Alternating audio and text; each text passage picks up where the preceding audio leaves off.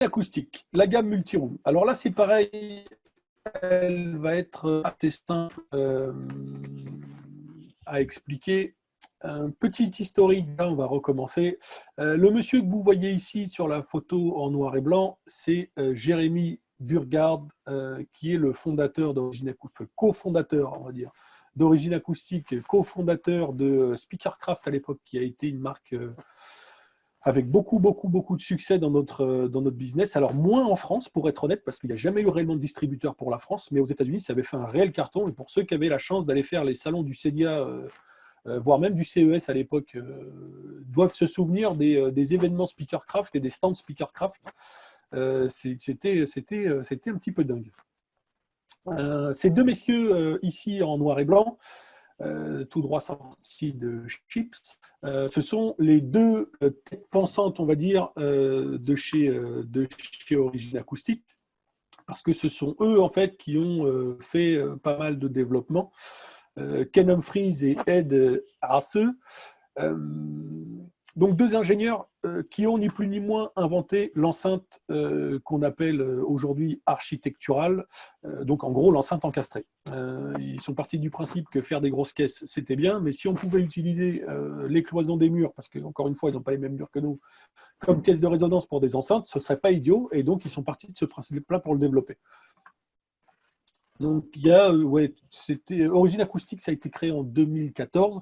Et encore une fois, pour la petite histoire, en 5 ans, c'est devenu numéro 2 aux États-Unis dans le classement des produits préférés de nos chers intégrateurs américains.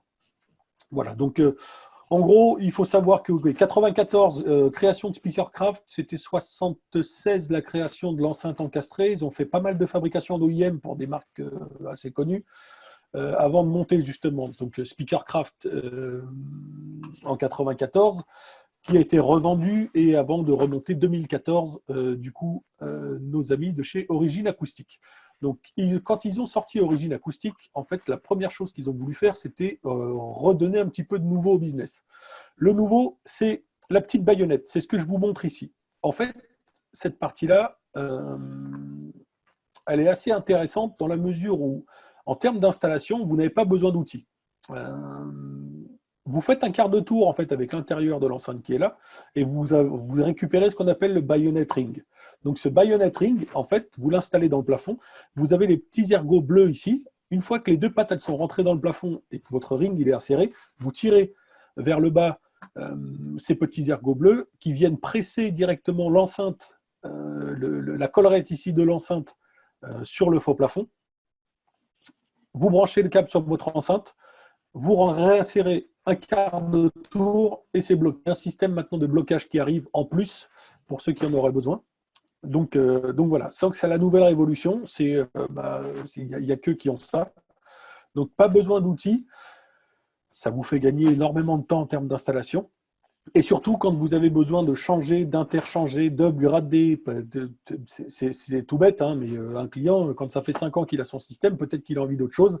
Aujourd'hui, vous avez la possibilité de venir, de mettre un quart de tour, d'enlever l'enceinte. Vous n'arrachez pas de peinture. Pour ceux qui savent, les rotologues, etc., quand il faut enlever et remettre, c'est toujours un petit peu compliqué. Pour tout ce qui est 6 pouces et 8 pouces en termes de directeur, ce qui représente 25 enceintes, il y a 25 enceintes qui peuvent rentrer dans le même gabarit. J'ai l'expérience en ce moment sur un chantier où on ne sait pas quelle profondeur on va avoir partout. Ce qu'on sait par contre, c'est qu'on va faire une découpe à 222 et qu'en fonction des profondeurs qu'on aura, on essaiera de donner au client la meilleure version d'enceinte qui collera avec ses dimensions. Donc déjà, ça vous permet de commencer à bosser, de ne pas devoir faire un trou avec votre scie cloche de 121, alors que derrière, vous avez envie de mettre 225. Essayez de refaire un trou à la scie cloche quand il n'y a plus rien pour mettre le forêt. Je ne vais pas vous l'apprendre, c'est plus votre métier que le mien maintenant. Ça devient un petit peu compliqué. Donc voilà, 25 références différentes qui peuvent rentrer. Du 5 pouces, du 6 pouces, du 8 pouces, du 10 pouces en enceinte encastrée. Et ils ont ce qu'ils appellent le level of performance. Donc en gros, c'est ce que vous retrouvez dans les références. On a du 61, du 63, du 65, 67, 69. Donc ça, en fait, c'est les différentes gammes que vous allez avoir dans une même série en termes d'encombrement. Le cutout, donc ça c'est ce qui vous intéresse le plus, c'est ce que vous avez tendance à nous demander le plus souvent, c'est quoi la dimension de découpe. Donc les cutouts, vous les avez là. Donc vous voyez ici qu'on est à 222. Vous allez me dire, ouais Nassim, c'est un menteur, il n'y en a pas 25. Si, parce que vous allez voir qu'après, il y a encore d'autres références qui arrivent. Driver Crestron dispo pour les amplis DSP. Oui, ils y sont.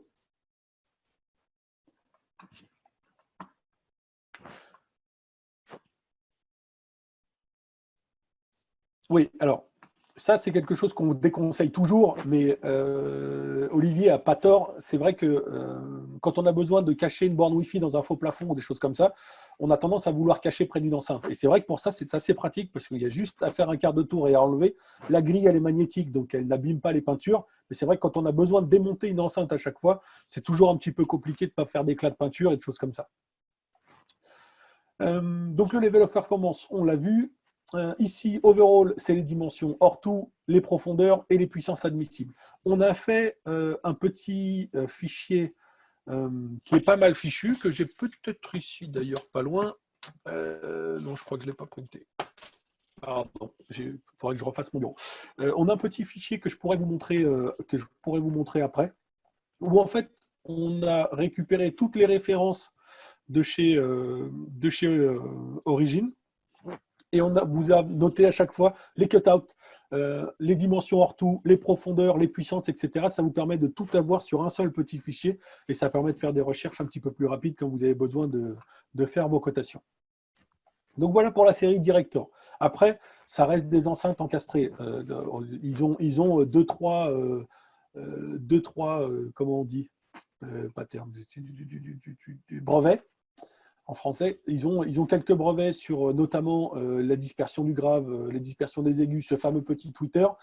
Mais voilà, on est bien d'accord, on est tous conscients de comment ça marche. Vous, ce qui vous intéresse, c'est que ça fonctionne, que c'est garanti à vie, que vous allez gagner 25 à 30% de temps en termes d'installation et de pose de ces enceintes, que si vous avez besoin d'échanger, c'est facile, que si vous avez besoin de prévoir et de vous mettre tranquille sur un chantier, rien ne vous empêche de venir, d'installer les baïonnettes, qu'une fois que tout est posé, le client, s'il a besoin de mettre des enceintes dedans, c'est vous qui l'appellera, ce ne sera pas quelqu'un d'autre, parce que bien évidemment, vous aurez pris soin de mettre une petite étiquette dedans avec vos coordonnées. Pour les promoteurs, ça peut être aussi une solution, parce que les promoteurs, bien évidemment, souvent, c'est le budget de l'audio qui trinque. Monsieur le promoteur, câblons tout, amenons tous les câbles, posons des grilles et posons des baïonnettes. Même si c'est vide à l'intérieur, le client, s'il voit que c'est vide, comme la nature a horreur du vide, il va vouloir les remplir. Et à ce moment-là, vous viendrez mettre dessus ça. On peut toujours, nous, se le négocier entre nous en termes de vente de baïonnettes ou de choses comme ça pour bien évidemment prévoir la vente. 222, c'est pas anodin aussi. Il ne faut pas se leurrer. 222, il n'y a pas beaucoup d'enceintes en 6 pouces et encore moins en 8 pouces qui ont cette découpe-là. Donc ça veut dire que si vous avez prévu de le faire en origine, ça se prend en origine. Je connais les diamètres de découpe des autres marques, si vous voyez ce que je veux dire. Explorer. Donc là, on continue avec du 222. Normalement, ça devrait faire le compte après. Donc, la gamme Explorer. Donc, on va avoir du 6 pouces, du 8 pouces, du 10 pouces à mettre en extérieur. Mais pas seulement. Ça peut aller sur les bateaux, ça peut aller dans les saunas, ça peut aller dans les hammams. De mémoire, en termes de température, on est entre moins 25 à plus 140 degrés. Donc, normalement, ça devrait faire un petit peu le tour du panel. 10 pouces, très très rare de trouver du 10 pouces en extérieur. Pareil pour du bateau. Très rare de trouver du caisson. Ou tout du moins du renfort de grave et du caisson pour de l'extérieur, tout du moins dans nos marques à nous. Quand je dis nos marques à nous, c'est les marques résidentielles. Donc pareil, c'est tout traité, IP66, traitement marine. Il y a, je crois que la garantie là-dessus, il y a 10 ans de garantie, si je ne dis pas de bêtises, Olivier. Je ne sais plus si c'est 10 ans. Les autres sont garanties à vie. Je crois que celles-ci sont 10, c'est 10 ans ou toute garantie à vie. Olivier va nous mettre ça sur le petit chat. 10 ans. Et voilà, donc pardon 10 ans.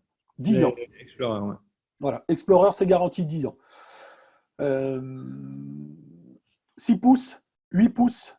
Alors, ce qu'ils appellent le 8 pouces angle, c'est-à-dire qu'il y a déjà un angle qui est donné dans l'enceinte. On ne l'a pas dit tout à l'heure, mais toutes les enceintes ont au moins le tweeter orientable. Vous en avez qui ont Twitter et Medium orientable, et vous en avez qui ont carrément l'intégralité, comme les 65, l'intégralité en fait qui est pivotable. Mais là, la Angled, en fait, elle est déjà avec un angle.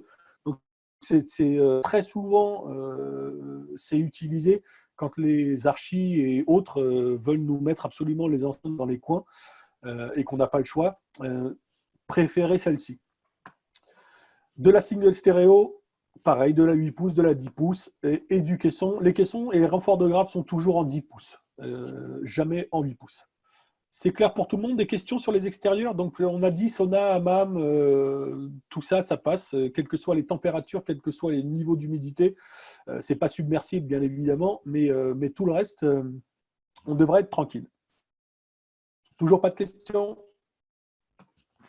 On continue. Alors, Composer, chez eux, c'est la version murale. Alors, vous vous apercevez très vite que la version in-wall, elle est beaucoup moins fournie que la version in-ceiling. Donc, au mur, il y en a beaucoup moins qu'au plafond. Vous avez toujours ici les niveaux de qualité, 63, 65, 67, 69. Toutes les dimensions de découpe sont les mêmes, c'est l'équivalent de 6 pouces. Différence avec eux, c'est qu'ils l'ont vraiment fait très très fine et du coup, ça fait quand même beaucoup plus joli et élégant, comme on dit, au mur. Elles sont un petit peu allongées, ça ressemblerait un petit peu à des mini LCR de cinéma, donc du coup, c'est quand même beaucoup plus discret à installer de part et d'autre qu'un télé que les gros cubes. Et avec cette forme-là, on l'étire un petit peu, on garde les bénéfices du 6 pouces sans les inconvénients. Donc là, toujours pareil, avec les différentes puissances. La série EasyFit. Alors, la série EasyFit, chez eux, il y a deux gammes. Vous avez TF37, TFIW37, c'est les tout fins comme ça. Donc, on est à 36 mm de profondeur. Et vous avez TF34, TF64 DT. Donc, ça, c'est une single stéréo TF34 qui sont toujours pareils sur la même découpe que le reste de vos enceintes. Donc, si vous avez coupé à 222, vous vous apercevez que vous n'avez que 80 mm, ou 75, ben vous pouvez mettre celle-ci. Si jamais ça ne va pas, 222, vous pouvez aller chercher la toute fine ici qui fait 36 mm. C'est pour ça que je vous dis, ce fameux 222, c'est vraiment le nombre d'or chez Origine Acoustique. Si vous faites une découpe à 222, vous allez à 99,9%, si ce n'est pas à 100%, trouver l'enceinte qui ira et qui conviendra avec les contraintes que vous avez à ce moment-là. Donc, puissance admissible 100 watts, 110 watts, 140 watts, 70 de profondeur, 36 de profondeur. 70, c'est déjà moins profond que les peu profondes des autres fabricants, à savoir 1 cm de moins. Encore une fois, je ne sais pas d'où je tiens ça, peut-être un passé proche, qui sait. Donc voilà. T37, ça vraiment en 36 mm, c'est pas très profond. Et celle-ci, alors là, elle est de profil, mais de face, en fait, vous avez plusieurs haut-parleurs. Ça fait comme une LCR un petit peu plus longue, mais qui fait que 36 de profondeur. Donc dans des petites media rooms ou des petites chambres ou des endroits où on n'a pas beaucoup de profondeur, on a des petites cloisons, mais qu'on a envie de mettre des enceintes quand même, ça peut faire le boulot.